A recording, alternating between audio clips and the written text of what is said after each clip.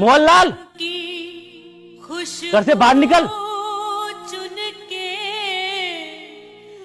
या तो मुझे मेरा कर्जा दे या फिर ये घर मुझे दे। मैंने तो आपसे पहले ही मना किया था, इस आदमी से पैसे उधार मत लो, ये अच्छा आदमी नहीं है। अगर समय पर पैसे नहीं चुका पाए तो रही सही इज्जत भी चली जाएगी। दिन बुरे चल रहे हैं सावित्री, जो भी व्यापार शुरू किया सबने घाटा ही दिया। पिताजी के गुजरने के बाद सोचा चंगीराम से कुछ पैसे उधार लेकर एक व्यापार चालू करूं, उसमें भी घाटा चला गया। उसके बाद एक सगा छोटा भाई था, वो भी मुझे छोड़कर चला गया। अब ये वक्त से पहले पैसे मांग रहा है, तो बताओ इसको कहाँ से दूं अपने पैसे। बाहर निकल, तुझे पैसे देने ही पड़ेंगे। आज तो इसकी इतनी बेइज्जती करेंगे कि ये घर इसको अपने नाम कराना ही पड़ेगा। अरे सुन रही हो कैसे भैया के लोग कपड़े फाड़ रहे हैं? बिना सोचे समझे लोगों से उधार लेंगे तो यही हाल होगा। आज मैं बड़ा खुश हूँ। पूरे 1 लाख रुपए लाया था, 10 महीने हो गए, देने का नाम नहीं है। बाहर पूरा मोहल्ला खड़ा होकर हमारी हंसी उड़ा रहा होगा। हे भगवान, ये दिन दिखाने से पहले तो मुझे मौत ही दे दे तू।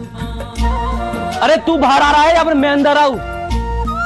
तू देखती जा आज क्या ड्रामा होता है। बड़े ही लाड साहब थे, मुझे थप्पड़ मारा था ना उन्होंने, तो आज उनके साथ में यही होगा। ये लो जी, बाकी सब गहनों में से यही एक अमानत बची थी, इसे चंगी राम को देकर उससे कुछ दिन की मोहलत मांग लो। मौसम री तेरी ते हाय, मौसम री तेरी ते। क्या हुआ, तुम खुश नहीं हो? मूर्ख आदमी, बेइज्जती आपके पूरे खानदान की होगी। नहीं बल्कि हो रही है। वो 2 टके का आदमी आपके भाई की बेइज्जती कर रहा है और आप खड़े खड़े देख रहे हो। बड़ी अजीब बात है, आप उस पर हंस रहे हो। फिर से सजाए जब एक भाई की बेइज्जती होती है तो दूसरे भाई की भी इज्जत पर उतनी ही आंच आती है। जेठ जी ने उस दिन आप पर इसलिए हाथ उठाया था क्योंकि आप शराब पीकर मोहल्ले में हंगामा कर रहे थे। उस दिन वो आपका आपसी मामला था, इसलिए मैंने आपसे कुछ नहीं कहा। लेकिन आज इज्जत हमारे पूरे घर की जा रही है, मैं नहीं देख सकती। नहीं सावित्री, ये तुम्हारे सुहाग की निशानी है, मैं इसे नहीं ले सकता। मैं चंगी राम से वैसे ही हाथ पैर जोड़कर कुछ दिनों की मोहलत ले लूंगा, मैं इसे नहीं ले सकता सावित्री। मेरा सुहाग तो आप हो जी, मैं आपको झुकते हुए नहीं देख सकती। इससे अच्छा तो यह है कि मैं इस मंगलसूत्र का ही त्याग कर दूं।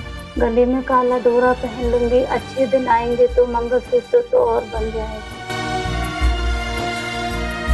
तुम ठीक कहती हो, मुझसे बहुत बड़ी गलती हुई है, लेकिन अब तुम ही बताओ क्या करना है। करना क्या है, आप भी एक लट उठा लो, मैं भी एक लट उठा लेती हूँ, देखते हैं वो कितने बड़े सूरमा है। चलो ठीक है, अलमारी में 1 लाख रुपए पड़े हैं, उन्हें भी लेकर चलो। जिन बिरवों को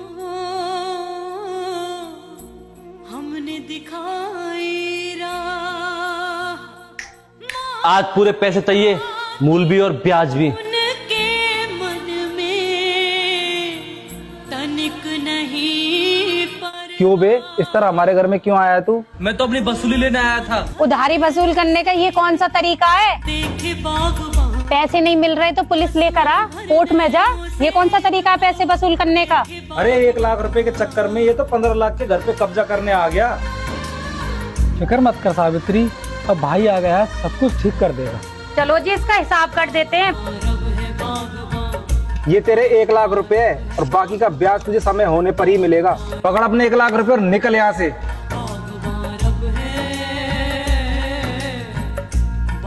तेरा ये एहसान मैं जिंदगी भर नहीं भूलूंगा छोटे। मुझे माफ कर दो भैया, मुझे तो 3 साल पहले ही आ जाना चाहिए था जब आपका व्यापार डूब रहा था। मैं तो आज भी आपसे राजी नहीं था।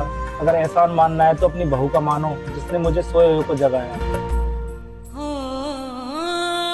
किसी ने ही मुझे बताया कि अकेले भाई की इज्जत नहीं, पूरे खानदान की इज्जत जा रही है। सोचे बागवान। बेटा, मैं तुम्हारे माता पिता को प्रणाम करता हूँ जो उन्होंने तुम्हें ऐसे संस्कार दिए। बागवान